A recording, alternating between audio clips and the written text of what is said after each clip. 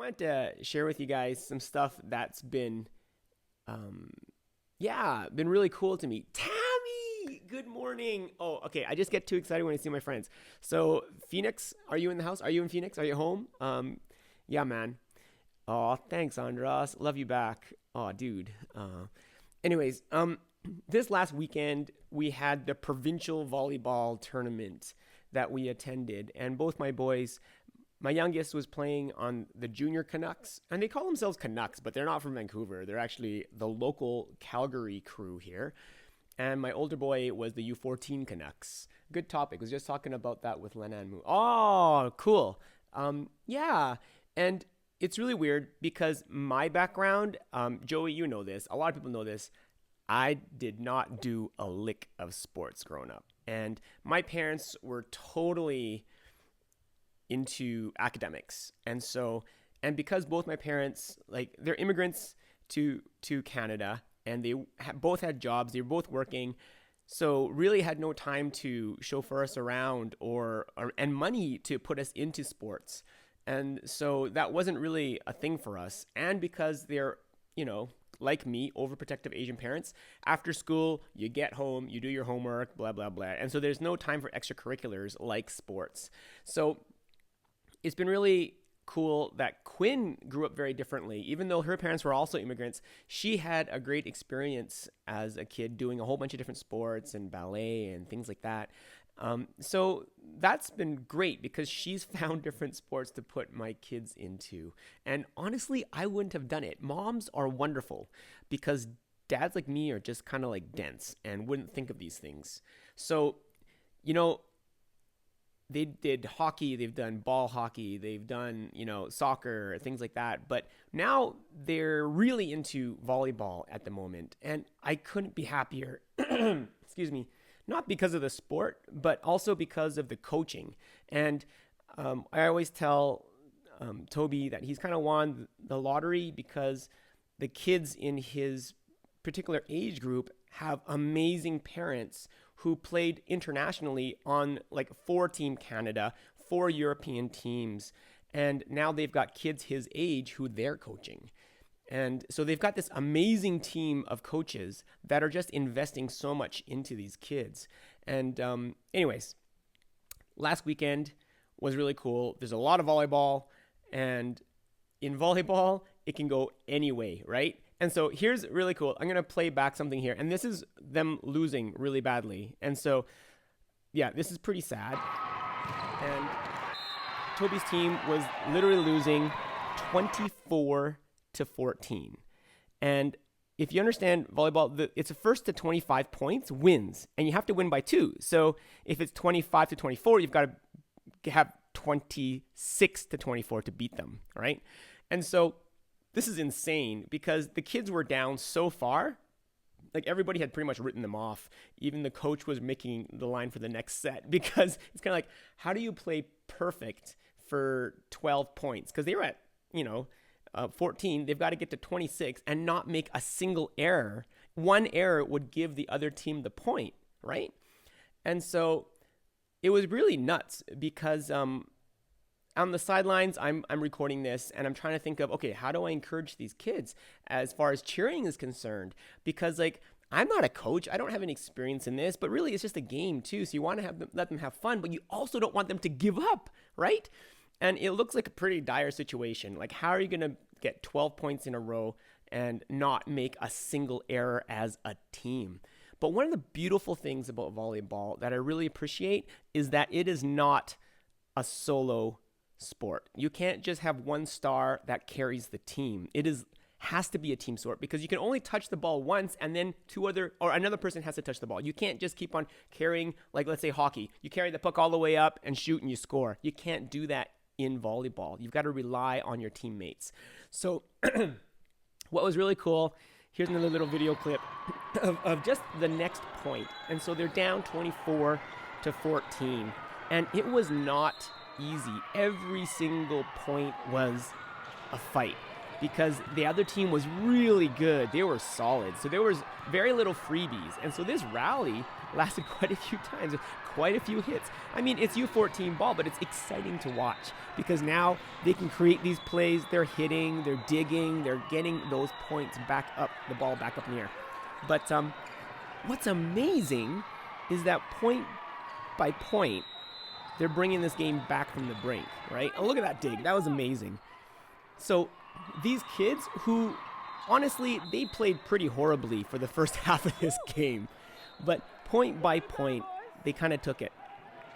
And as I'm sitting on the sidelines, I'm thinking, okay, just 1 point at a time, 1 point at a time. And so much of life is like this. It's not that we can go and say, okay, we're just going to win this one. You've just got to make sure you can win the next one, right? So it's not about winning the game right now. It's about getting the next point. And if you take a look at the server, Caden, he's got to serve the whole way through. Because remember, they can't even make a mistake. If he doesn't get the serve over, he loses the whole match, right? That's not exactly the easiest position to be in service. So kudos to these guys for fighting for every single point.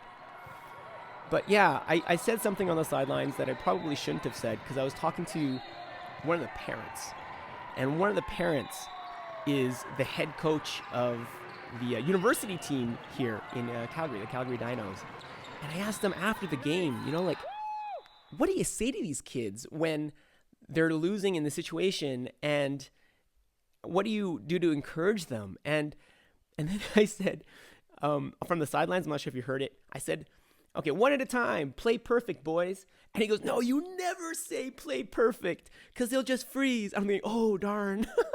So I was thinking to myself, good thing I'm not a coach and I'm just a parent because I didn't know better. And the amazing thing is, point by point by point, they were battling back. And, they're probably young enough not to be jaded, these kids, which is a good thing. And this is the final point. And, this is a happy ending, but it doesn't always happen this way. This is the final point. It's 26-20. What is it? Oh, no, it's 25-24 for them, but they have to win by 2. So usually it's first to 25, but they've got to get one more point, and it's done.